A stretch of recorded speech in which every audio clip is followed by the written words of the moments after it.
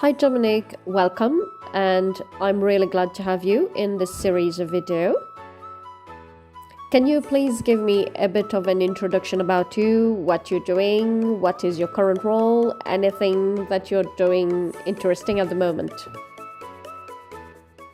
Thank you very much, Teeroumanee. Yes, I'm Dom. I am a senior educational technologist at City University of London. I am my role is largely I work as a relationship lead between a central digital education team and three of our schools at the university, Bayes Business School, the City Law School, and our School of Maths, Computer Science and Engineering. So there's a lot of a juggling of different, sometimes competing interests and stakeholders to deal with there. I also am a line manager, and I manage a team of 6 educational technologists who help me with the work we do within the schools. And yeah, that's basically a summary of what I do. Thank you, Dom. And I know you do a lot of work also around tackling discrimination. So as a line manager and as part of the roles that you've said, what are some of the most important aspects you believe should be considered and adopted in tackling discrimination? Yeah, thank you. It's a good question. I think the most important thing comes from really having the right mindset for these kind of things. And I know that sounds like a simple answer in a way. So what does it actually mean? Well, for me, having the right mindset would mean trying to lead by example. So I try to be quite open and explicit in the way that I lead my team. And also when to make people aware of when I am involved in work related to anti-discrimination or trying to ensure greater diversity of perspectives in the general work we do. So I suppose also leading by example means trying to embody open-mindedness as well. I try to show that I listen to others, and I hope that my body language, in whether I'm on a Zoom call or in a meeting in a room, also sort of conveys that openness to listening to others and being open to hearing wider opinions as well. Listening obviously is a key part of that mindfulness as well. I think in managing a team as well, one of the things that's really important is to make sure that the team is a diverse team in itself. So recruitment there is quite key. There are many reasons for that. I mean, obviously, it's important to give everybody as equal as an opportunity in work as possible. But I think also, diverse teams have wider perspectives on issues, challenges, workloads, etc. And that wider range of perspectives within a team makes that team more effective at problem solving, dealing with the challenges that you have as well. So I tried to, try to lead by example and try to listen to colleagues and trying to recruit for diversity in the team that I manage. I look to bake diversity into my practice as best I can. Thank you, Dom. That's actually very interesting in terms of your approach and mindset to tackling discrimination, and the points you said on diversity as well, how important that is.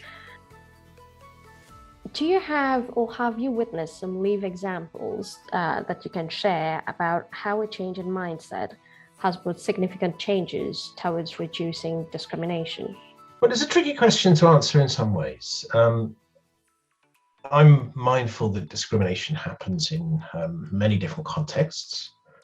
It happens in race, it happens with gender, it happens with nationality, disability, sexuality. There'll be other things that I will have missed from there as well. The approach that I try to take there is to try to, is a little bit fundamental, is just to try to connect with other people as people rather than as the categories within which they may be categorized by others. That's a bit of a fundamental to me as well.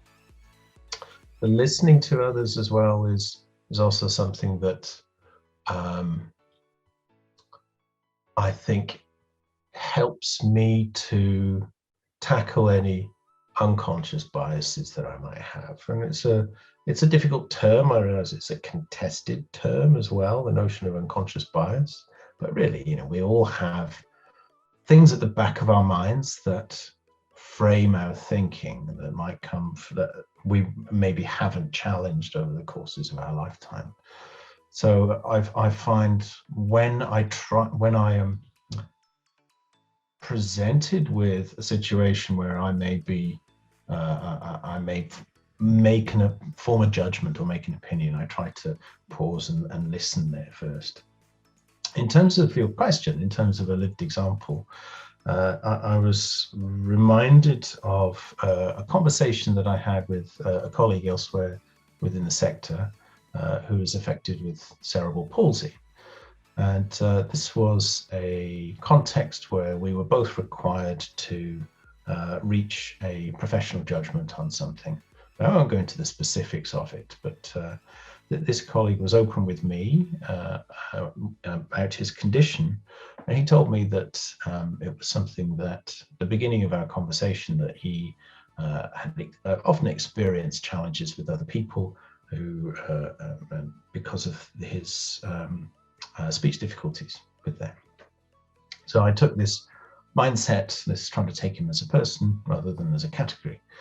And during our conversation, I tried to make sure that he felt heard.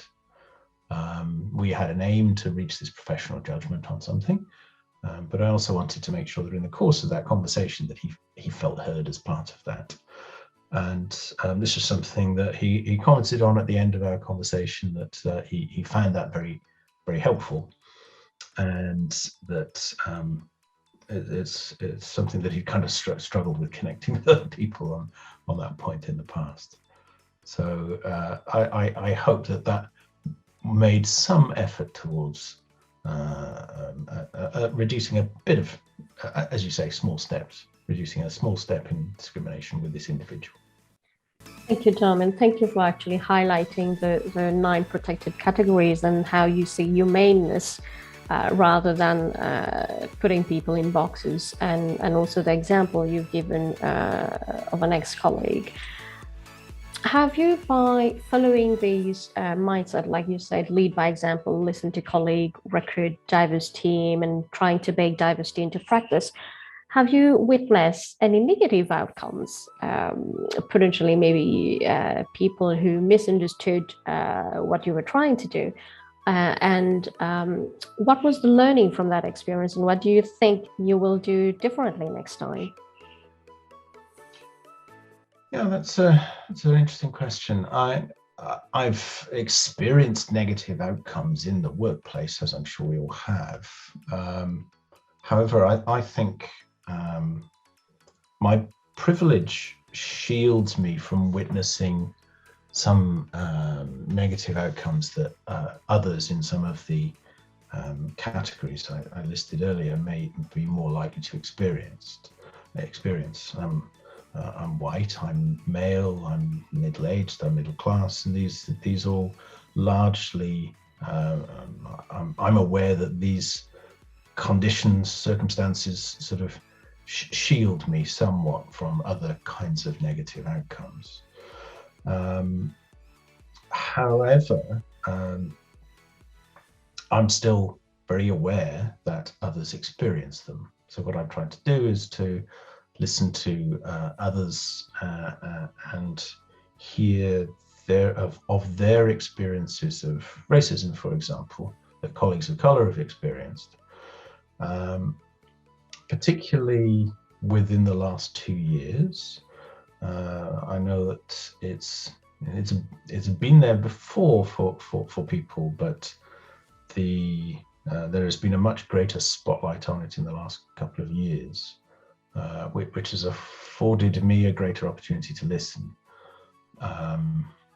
And hearing some of these stories of despite my awareness of these things happening, hearing them directly from colleagues themselves has been shocking to experience. So I suppose, what would I do differently? I mean, I think I would do the same. I would be determined to keep listening and to keep finding ways that I can act by providing positive examples, hopefully. Yeah, thank you, Don. Actually, it's very important, isn't it, to listen? And you've said it a few times now about listening to the wider perspectives. And now we'll just take a positive spin on that. So currently around working against discrimination, so trying to reduce discrimination, what are you celebrating? What are you celebrating at the moment? What good thing, good outcome you can say have come from your effort so far? That's an interesting question. I'd like to respond to it with tangible examples of having moved the needle on within my institution or elsewhere in the sector, but I've got something slightly different in response to that instead. As an undergraduate student a long time ago, I learnt a lot about Britain's colonial past. This was something that I'd been very unaware of as a child, as many of us are, particularly white children. And to use the word shocked doesn't really do it justice. I was really quite shocked to discover the extent of Britain's colonial practices across the world. One of the things that I've noticed again in the past couple of years, again, the pandemic has been profoundly challenging for many people. And one of the things that it's done is it has spotlighted and highlighted existing inequalities and brought the need to address them even more to the fore in public discourse. And one of the sides of that I found is that there seems to be a greater awareness and appetite in the UK for understanding, which is the first step, and then hopefully mitigating or addressing some of the darker sides of Britain's colonial past. And this might be things like people reading more about it, or people hearing more about it, or people being more prepared to take action as well. Now, again, I'm mindful that the burden of telling these stories of the less than glorious national story, the burden still predominantly falls on Black and brown people. But I think that there are obviously many attempts to suppress the retelling of that story. I'm aware that the burden still predominantly falls on Black and brown people, but I do think that there are more white people who are starting to learn about this side of the country's history than perhaps any time in my lifetime. It's a small step, but I feel it's a really important one, because until we can have a much bigger picture, a much wider view, a much more informed understanding of our past, we can't move on to a better future. So thank you again, Dom. You're very welcome. I hope this has helped. Until next time, it's been Teeroumanee Nadan with Celebrating Small Steps in a Chi.